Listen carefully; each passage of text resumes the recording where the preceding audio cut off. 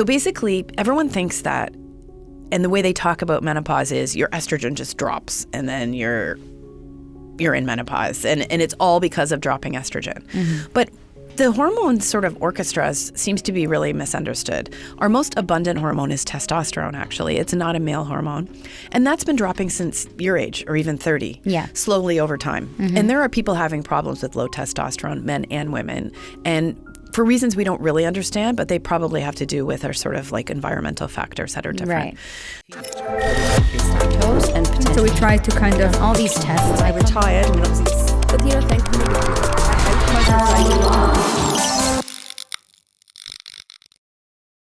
Welcome back. It's a brand new episode of Tell Me Why. With me in the studio is Marie McQueen, the founder of HotFlash Inc.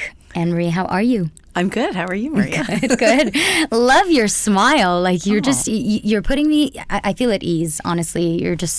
You're making it so much easier to talk about today's topic. And I think it's one that a lot of women think about and a lot of women worry about. And I think it's because that they've been misinformed their whole lives. And like, I think there are a lot of misconceptions around the topic, which is perimenopause and menopause. And I think it's something that women feel like, oh my gosh, that's the end of the world when they go through it. So I want you to, we're going to get into everything today. But before we get into it, I just want to know like about you, like your professional career, how you got into this and why did you decide to start HotFlash Inc? Okay, so I'm a journalist, and I've been working for almost 30 years, which is unbelievable to think about. When you just told me your age, I've almost been working as long as you've been around. And I spent half my career in Canada and half my career here in the Middle East. It's getting a little bit more than half now. Okay. And when I was 27, my mom died of pancreatic cancer, and my mom was always very unwell. And so even though I wanted to be an investigative journalist and a political journalist and do all the hard stuff, I found myself coming back to health and wellness long before it was trendy or done in a sort of a grand way. It was much more about like health reporting and healthcare reporting. So looking back, I know that I was sort of on the path to like, why was my mom unwell? Why did she have such a hard time? And why did she die when she was 53? Right. And so I've always come back to that and alternative ways of looking at things. And then I became I came over here. I was on the launch team for the national newspaper. And while I was there, I had such tremendous career opportunities, became the arts and life editor and the features editor, and was able to really dive into wellness. Okay. And then at the same time, I'm in my 40s and I'm having a really terrible time. And I don't know why. I literally don't know why. I'm having, it started with panic attacks. It started with severely interrupted sleep, nightmares. I developed a fear of flying out of nowhere. And then lots of weird physical symptoms. I was always having shivers and tingles and pains in my chest and pain in my body, a lot of muscular pain. This didn't happen all at once, but they were like roving random symptoms. And I would have these weird feelings in my head, and I would be smelling burning, and I would just think I was dying. Like a lot of the time I thought something terribly, terribly, terribly wrong with me. Oh. And I ended up going and getting a therapist in my early 40s and worked through a lot of stuff because I did bring a lot of stuff into perimenopause, but I had no idea about perimenopause. I saw probably 10 to 12 doctors here over the course of those years, say between 41-ish and 47.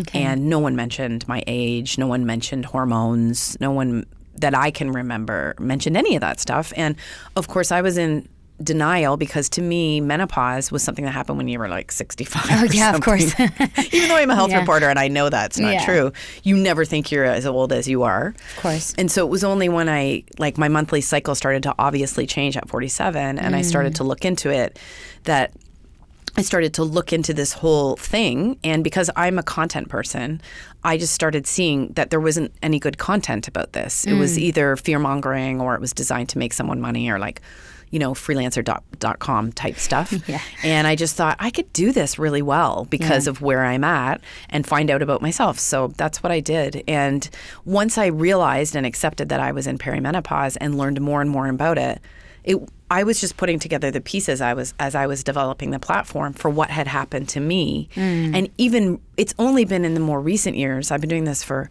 about 4 years, that I've realized that women do develop panic attacks. They do get nightmares. They develop a fear of flying or driving over bridges. These things seem to come out of nowhere, but there's actually physical reasons for them. Mm-hmm. And once you know what's going on with you, it's not so scary.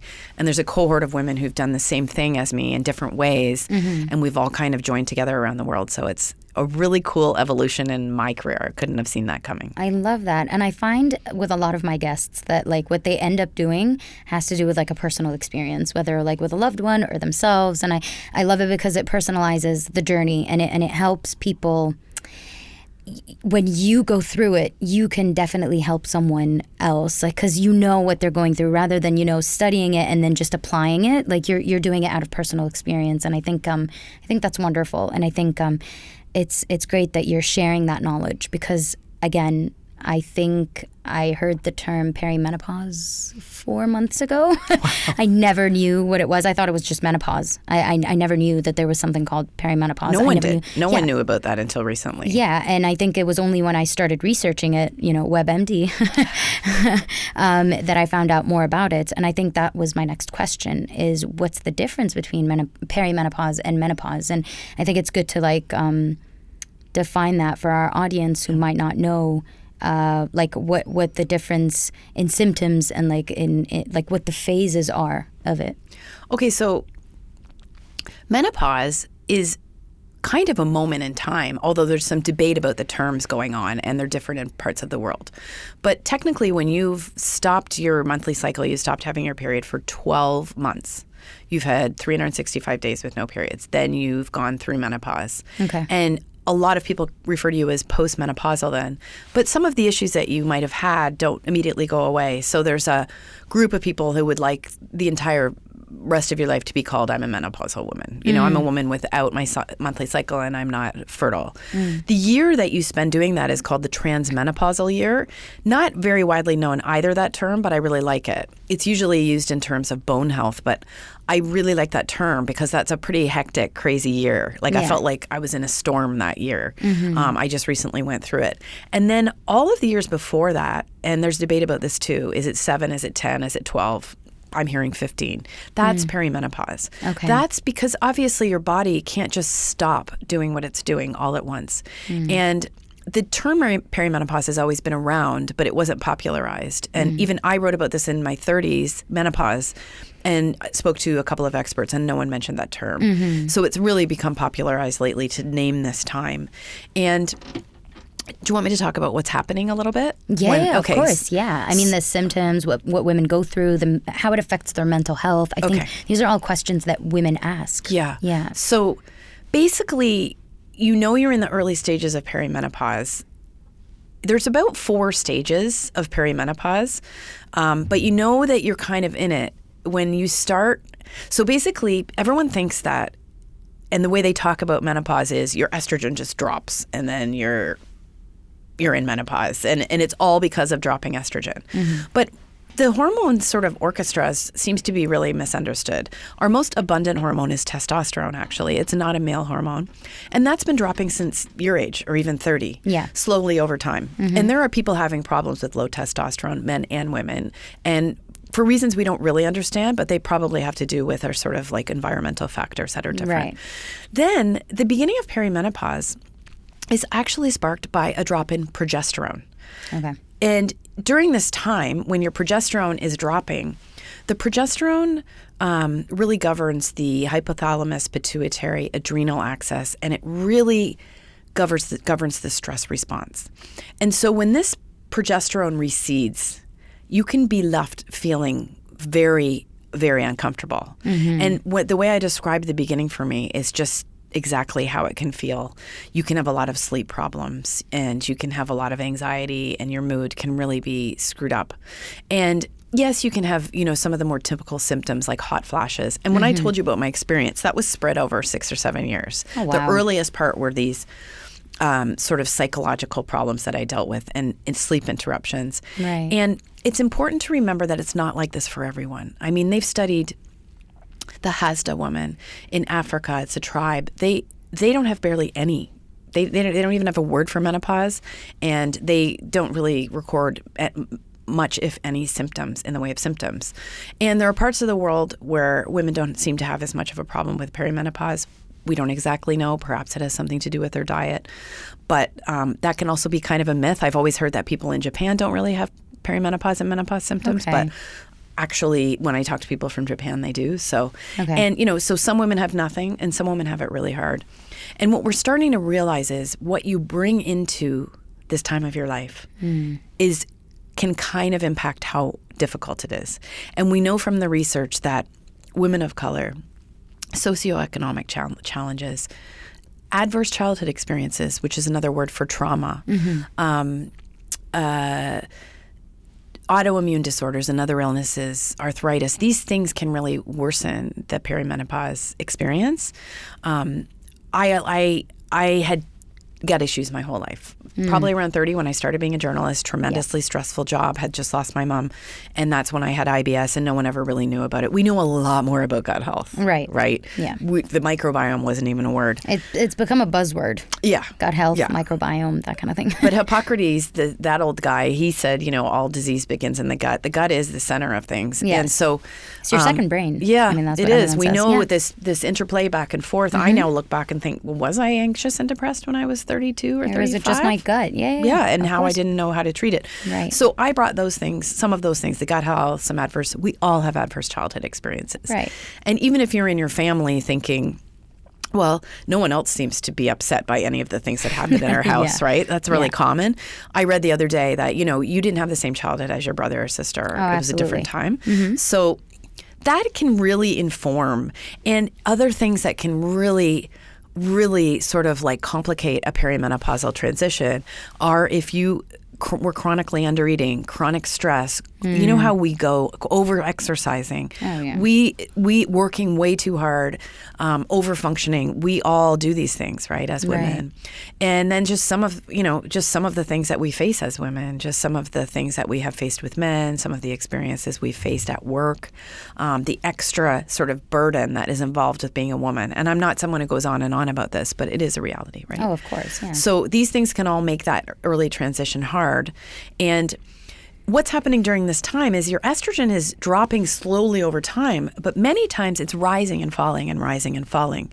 So while the mainstream menopause conversation talks a lot about adding estrogen in, the more forward-thinking people I've interviewed, I have over 100 episodes of my podcast, and I have sort of discovered over time that the more forward-thinking people are talking about adding progesterone in at Right. the beginning stages, making that like your entry if you decide to go to hormone therapy, or just trying to replace this kind of like protection that you've lost in other ways. Perhaps it's adding minerals in, perhaps it's adding magnesium, which we're all deficient in, or other supplements. And, you know, maybe this is a time for therapy.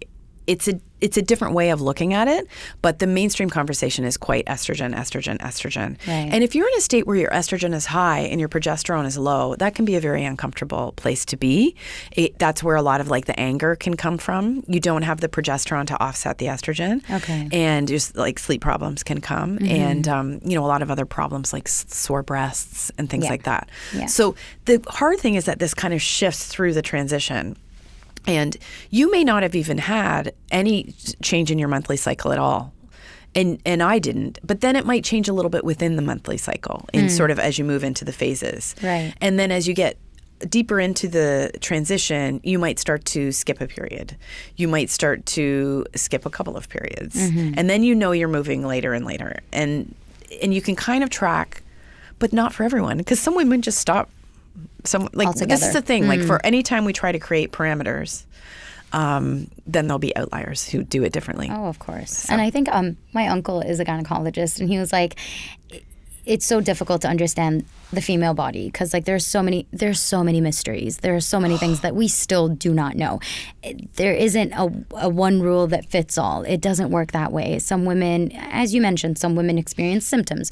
Other women in different parts of the world don't experience symptoms. And it's fascinating hearing you talk about it because I just there's so many questions that come to mind, and there's so many thoughts that come to mind as well, because as women there are so many expectations of us, like our family members, our partners, our friends have so many I want to say, I mean, expectations. I mean, there's so much that's expected from us. And when you're going through that, you don't necessarily get the support that you need.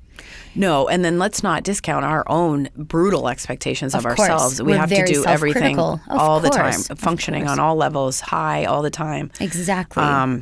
And, we have to do and be everything. And a lot of some other things just that can affect this perimenopause transition is like, a lot of women are doing two jobs. They're raising their children and they're also working. Yes. And some men are great and they pitch in 100%, but a lot, as I know from my friend cohort, don't. And so that is like you're having two jobs and the inner resentment and the inner anger that you're not really allowed to feel because we're not allowed to be angry. Oh, of course. And then also, if you have problems in childbirth, that can be another issue. If you have some women develop gestational diabetes, that can be a problem. And then increasingly, we have women who are going through early menopause, and that's another. That was my next thing. Question. Okay. Yeah. No. Please go ahead. Yeah. Well, early menopause and surgical menopause are a different beast altogether. Okay. So there's a lot of discussion over whether you need to replace the hormones you're losing through menopause. And there's a lot of people telling you that is what you need. You hit 50 and you lose all your menopause or all your hormones and you have to replace them. A lot of people believe this. I wouldn't say it's reflected in the literature in most cases. This is a natural transition. Our bodies were designed to do it. We've gone through it for eons. I mean, there's references to menopause all the way back to the Bible and religious texts and Aristotle.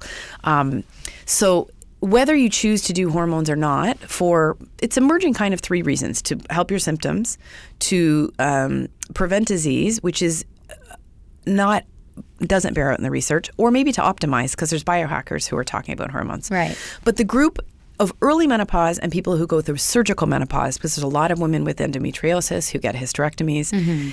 If you can lose your hormones at 50-ish and be fine. Like really live a long life. Okay. Like we were intended to do this. But what really you can't do is lose your hormones at 35 or 40. Right. The outcomes for those people are not good. And the healthcare system has not really caught up. No. So there's women going in and having hysterectomies and leaving and literally the next day like falling apart because they had all the hormones and they're gone.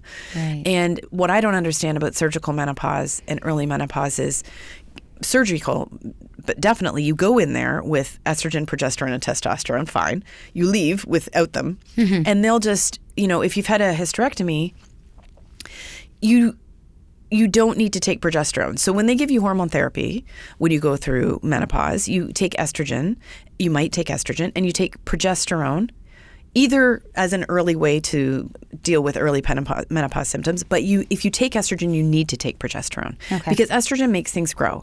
So it will make the lining of your uterus grow, and that can lead to endometrial cancer.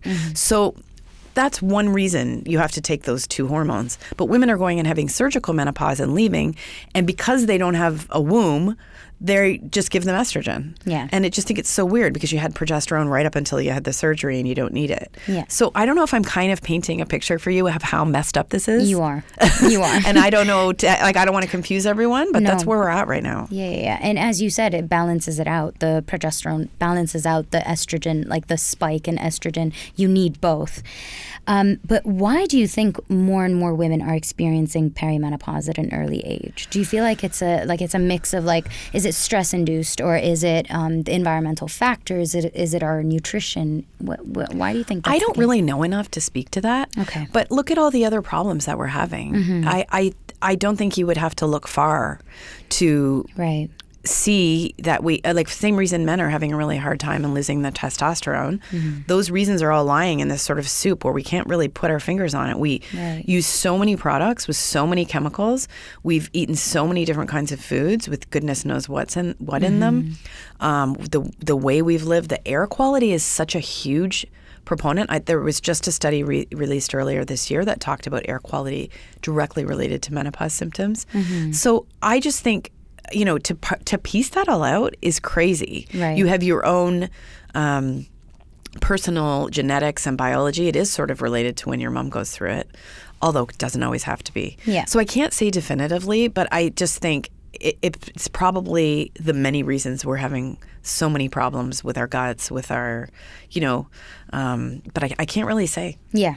I mean, I get that, though. I mean, because it could be a mix of all these things, and it's not just one reason. There are some reasons, like there's premature, but the names they call it, premature ovarian insufficiency is a name they give it to. Okay. Right? But what is that? That's sort of the same as irritable bowel syndrome. They're not real diagnoses. They're not real root causes. They're just the name that the medical industry gives to the situation. So we're so understudied as women that I don't know when they'll get around to studying this in real detail. But and even to get like hard numbers of how many, the age. Another thing is the age of menopause is lower in countries that have a harder time, I guess. I'm speaking very generally. But, the age of women in Jordan go through menopause at a younger age. Women in India go through menopause at a younger age. So sort of the life stress that you're experiencing and all that goes with it, I think does have an impact. But, there's a woman who's running for vice president of the United States right now with an independent candidate, Nicole Shanahan. She used to be married to the head of Google. Right. She went through menopause at 29. And, I mean, this is a woman with all the resources in the world, right? So I don't know what exactly her reasons were, but there's all sorts. It could be a mix of them, yeah. It's so funny when you talk about like all these diagnoses that you get from like doctors, and it's like, what does that even mean? Like, what am I supposed to do with that piece of information? Like, give me more. I need more knowledge. And we had Sophie Smith on the show from NAPTA. Her. She's amazing. Yeah. The conversation was just flowing. I mean, she's so smart. I mean, and she has so much to offer. Like, she was talking about how insurance policies don't do justice to women, and I mean globally, it has nothing to do with like a region or like a country specifically. It's everywhere, and that there wasn't enough research on women until like the late or like the mid 1900s, and like it was always the males that were focused on, and obviously that's the reason why we don't have any clear answers or like clear research. They just took us out of clinical studies because we have a monthly fluctuation in our hormones. That's insane. Like when I learned science, when I learned the basics of science in high school, that was a basic thing. Was that you have to compare. You can't just remove a confounding factor because you don't like it. It's actually, science does that all the time. And that's precisely why you should include them, because they have a monthly, fluctuation. Oh, but that's like too hard. Oh, my goodness. Yeah, they were taking the easy way out, but yeah.